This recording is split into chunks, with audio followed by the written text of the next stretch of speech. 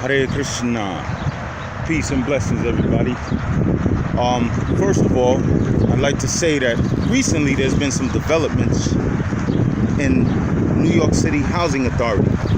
Apparently, after years of corruption and mismanagement, people spending money the wrong way, now they want to pump billions of dollars into housing for, the less financially fortunate, or those who are actually fortunate enough to get into housing.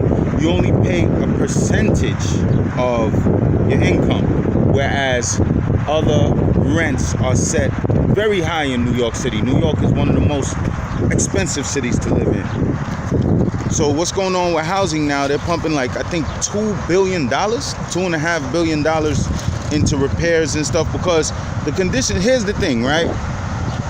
A human is a human, and it doesn't matter. See, class right now is really set up on money. It's not even set up on race or education, because you can be educated and be poor as dirt, and you're still going to be considered lower class. Or you could be a bumbling idiot with no class, pretending to represent an entire country, and very wealthy. You could be a billionaire. So class is really set up right now on money. Therefore, the people who are in public housing, they are considered lower class, regardless of your nature, of your activities, or the person that you really are under your skin. If you're in public housing or you're in shelter system, you're considered like the lower or the lesser desirables. And what I'm noticing is that you have people from all nationalities in the projects now. You got Bangladeshis up in there, you got Chinese, you got Asian people. But what I will say is that the Asians and the Bangladeshis and the foreigners, like people from Poland and stuff like that, and Pakistan, what they'll do is they'll utilize the space that's provided by the city to grow their own gardens. Whereas people who were in this country for longer, let's say Latinos, let's say blacks and whites who are in public housing, they don't get involved in none of that. You know what I'm saying? They just trying to either get out the projects or do whatever it is they're doing in the projects. But I'm glad to say that finally there's going to be some movement on improving the living conditions. A human is a human, so you got to improve their living conditions so that they can thrive. You know what I mean? And the taxpayers will be footing the bill for this. And what's so important about the taxpayers footing the bill is that for years now, the taxpayers, we spend our money on pork projects. We spend our money to make corporations get breaks and get richer and richer, while normal people are suffering and struggling under the oppression of the corporatocracy. What we need in society is a revolution of consciousness that entails things like spending taxpayer dollars wisely. Now, here's why every taxpayer should be glad about supporting New York City Public Housing Authority or their renovations. As you know, a lot of people are living on the brink in America. They are one check away from homelessness and abject poverty. A lot of people, and Americans don't save a lot of money. You know what I mean? So what's going on with that now is any person who lives in New York City or any major city in America, at any minute you can wind up in a homeless shelter, or you can wind up in public housing. And at least you could say, I didn't moan and I didn't complain when my taxes were funneled into fixing up these projects, because guess what?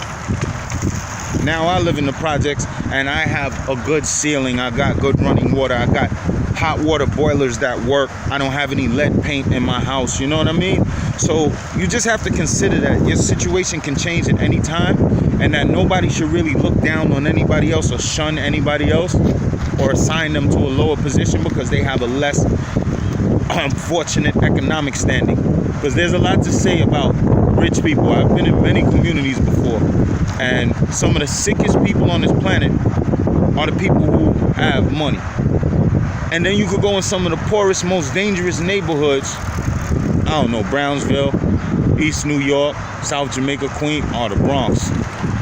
And you can get in the elevator in the projects and people will say good morning to you. People who have not, some of them unfortunately haven't even completed high school, but they have enough sense to help the old lady by holding the door. You think rich people do that?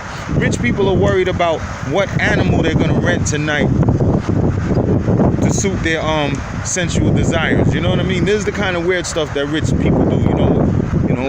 How many children can we buy on the black market? Speaking of children, America is going through a very dangerous phase to itself. Now you're at the phase you're repeating what you did to black people in slavery. You're separating children from their parents. Nobody who doesn't have a child doesn't know the pain and the misery that a person feels when forcefully separated from their child. Americans at the border, separating families, children are disappearing. And we know the organ trade is real. The sex trade is real. The Moloc, sacrificing the blood of children to a Moloc, a bovine deity. All of that stuff is real. That stuff is going on. So America is doing the things that they used to do to the children of Israel. Now they're doing it to the other sex of the children of Israel. And it's not going to turn out good for America. There can only be judgment coming for this country after this. I mean, when you have such a group in charge of making the decisions and making nuclear meetings with other crazy dudes, and the word human rights should not even come up in any of these meetings. America has no position or no moral authority to talk about human rights to another country.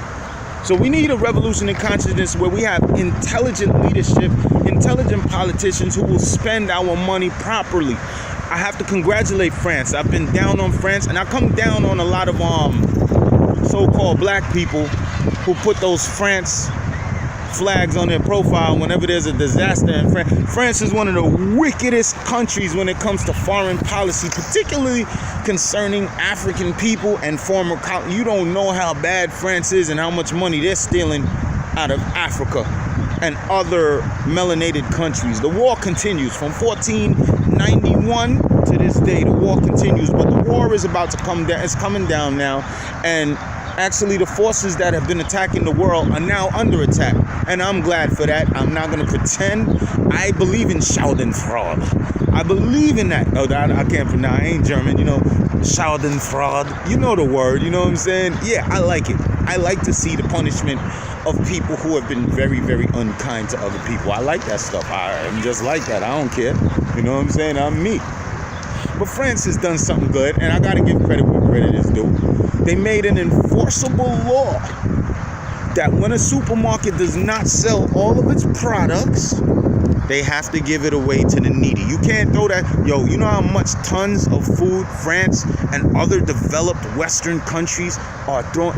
It's a sin, it's a crime. When I was a kid, I used to be that dude who was running in Queens. Let me tell you how Queens was. East Elmhurst, Corona.